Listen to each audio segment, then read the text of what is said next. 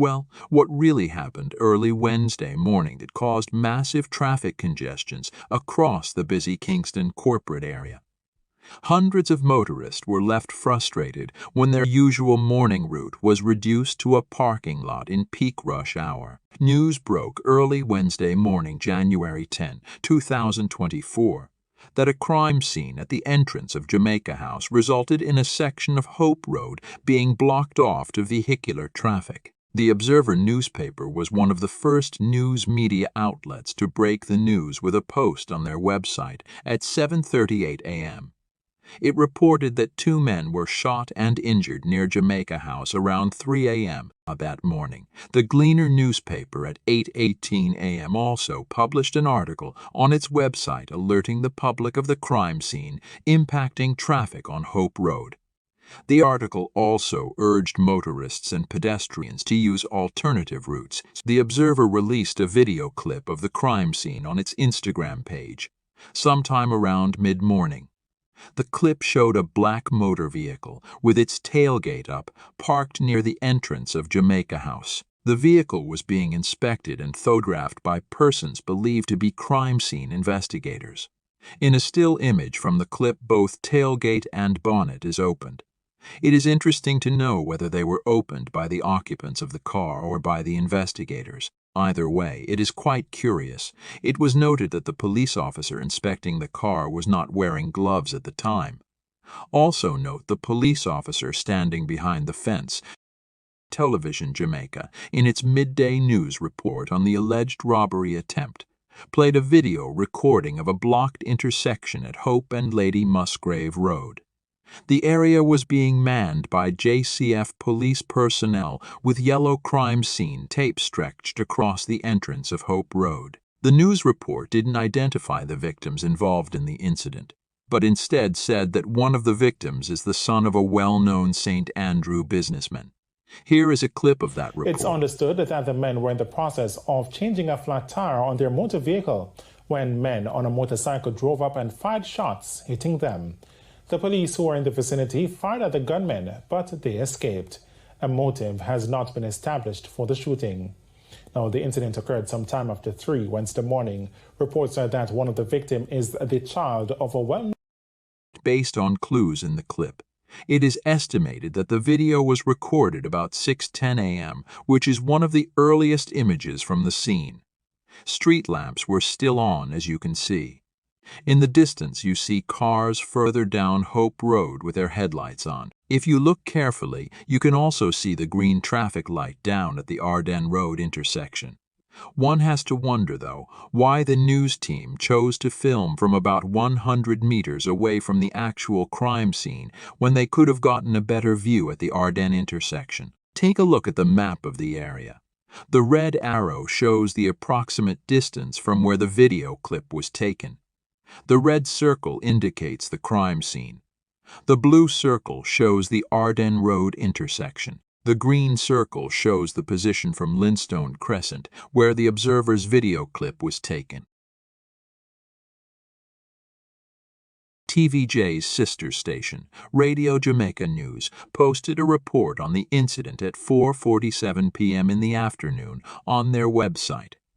The report included an audio of comments made by Commissioner of Indicom, approximately 4:07 a.m., Indicom was advised of a robbery that reportedly took place in the vicinity of Jamaica House, wherein a civilian was shot and injured, allegedly by men on a motorcycle. A law enforcement officer who was nearby responded. There was a discharge of firearm. Preliminarily, this is classified by Indicom as a missed target. An Indicom team arrived on the scene, including investigator, forensics investigator at 6:13 a.m.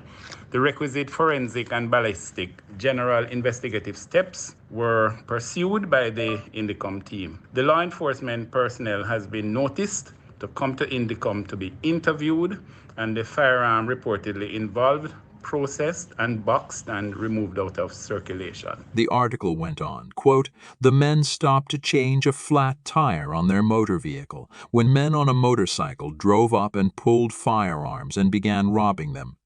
The armed thugs then opened fire on the victims, hitting 2 of them. A female overseas student who was in the company of the victims escaped injury. End of quote. It is important to note that no other news report on the incident mentioned this female overseas student. The article continued to say that police officers who were on sentry duty at Jamaica House observed what was happening and challenged the hoodlums. This led to an exchange of gunfire. However, the men escaped. The Gleaner newspaper followed up with another article at 6:15 p.m. The headline read, "Police secure CCTV footage of men outside Jamaica House." The story said that police were rigorously pursuing all leads in a suspected robbery. Apart from the headline, the story was a replica of the Radio Jamaica News article that was posted at 4:47 p.m. This is no coincidence, as both outlets fall under the RJAR Gleaner Communications Group. At 6:38 p.m., the Observer published an update on their website. The headline described the shooting as an attempted robbery. The article stated that the police have theorized that attempted robbery was the motive. But wait 1 second. Theorized. The incident had taken place some 15 hours earlier, and none of the victims, including the female overseas student, could confirm the investigators' theory. But let's go on with the article. It was further highlighted that Indicom was contacted at 4:11 a.m., and they commenced their investigations at 6:13 a.m. But there is a significant detail that is excluded from the narrative that Indicom's late arrival is to be blamed for the traffic pile-up. No mention was made of what time did the JCF scene of crime arrived at the location, if at all, and what time did they complete processing the scene. This was a crime scene, after all, where 2 persons were robbed and shot and multiple firearms were discharged. Now, this is where things get a bit bizarre and confusing.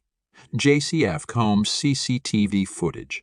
Says response was swift, headlined an article on the Hour Today news platform the day after the incident. The article went on to say that the victims refused the demands of the gunmen, who then shot them, stole their belongings, and fled the scene. The article reports that the injured men contacted their relatives, who transported them to the hospital for treatment. The article went on to say that the Sentry Police interrupted the robbery at 3:02 a.m. and the police patrol unit arrived at 3:16 a.m. The question is, what transpired in the 14 minutes between the men being shot and the police patrol arrival? Surely the victims must have lost some amount of blood, having more than one gunshot wound. Where did the other victim run? The story is a bit too clean and messy at the same time. It is a little too convenient that the victims could wait to get picked up by a relative. Another bizarre detail was disclosed in a Gleaner article published a little after midnight Thursday morning. It was reported that both victims were treated and released from hospital hours after the shooting. Now that is quite remarkable. Multiple gunshot wounds at close range and not even a night's rest in the hospital. The article also stated that the men were robbed of cash and jewelry. The motor vehicle at the crime scene resembles the 2024 Porsche Macan. The vehicle is equipped with Tire Pressure Monitoring System (TPMS). Whenever the Macan tire pressure monitoring senses a pressure irregularity, it automatically alerts you by switching on the dashboard's low tire pressure warning light.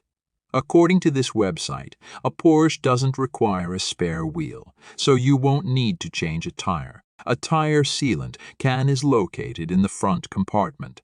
The sealant will rapidly re-inflate the tire and allow you to drive off. Further research revealed that the Porsche Macan has an inflatable spare tire. It has a very distinctive bright red rim.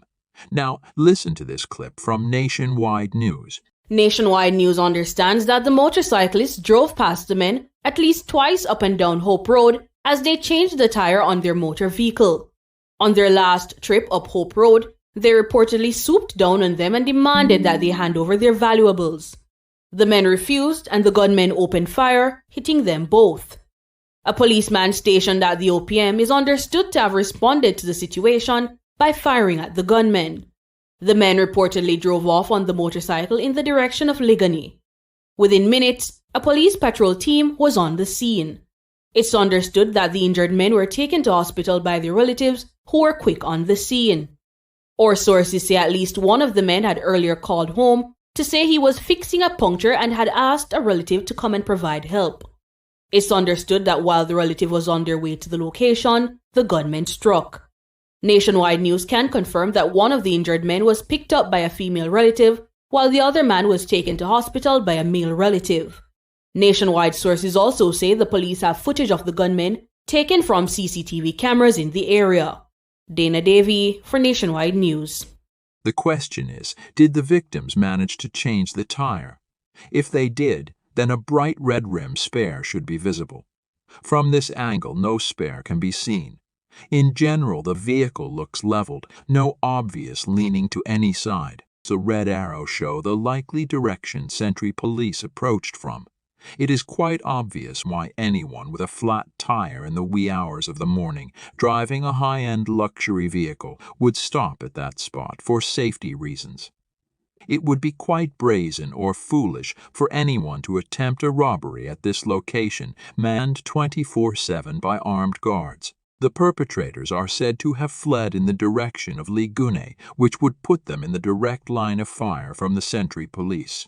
Unless the police approached from behind the fence we pointed out earlier, the reasons as to why the victims were allegedly taken to the University Hospital, 4 miles away, and not the Andrews Memorial Hospital 100 meters away, is unclear.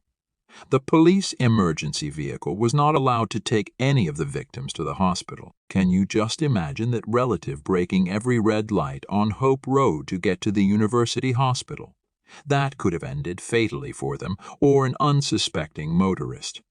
Now watch as a police pickup vehicle drives right through the scene that is being processed.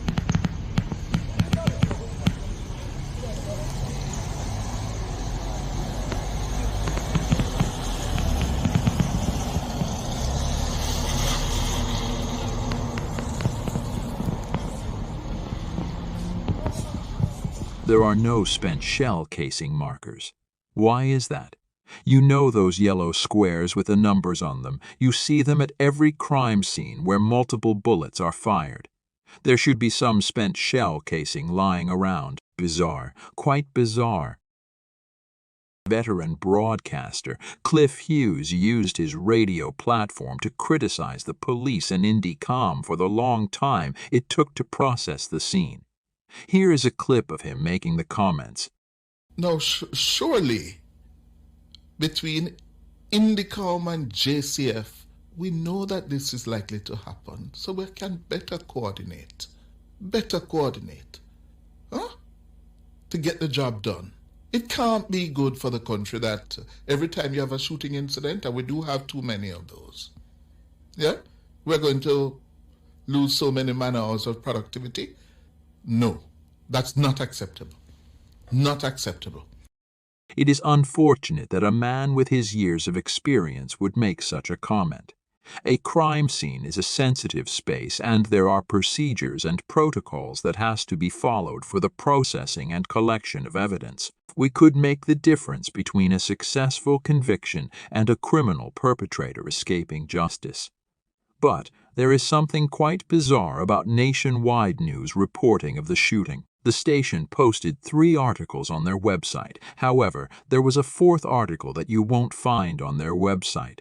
Jamaica Doc stumbled upon this 4th article while doing its research. In Google search, type the following, Gary Peart's son Jamaica. You will see a headline, Prominent Businessman's Son Among 2 Shot in Attempted. The article was for some reason removed from their website. But the devil was in the detail. In the screenshot, the red arrow to the right points to the date and time the screen was captured. Notice it is the 11th of the 1st at 9:51 p.m., a day after the Hope Road shooting. But if you look at the link to the article, you see underlined in red that the article was posted 2 days ago.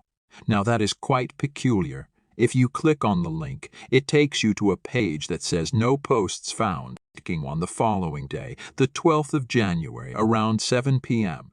The Google search was done again with the keywords. The article was still saying 2 days ago, which is correct. However, when the link was checked again at 10:36 p.m., the article was posted 3 days ago as shown by the red underline. Jamaica Docs theorizes that the article was posted on Nationwide News website some 6 hours before the incident occurred at the gate of Jamaica House.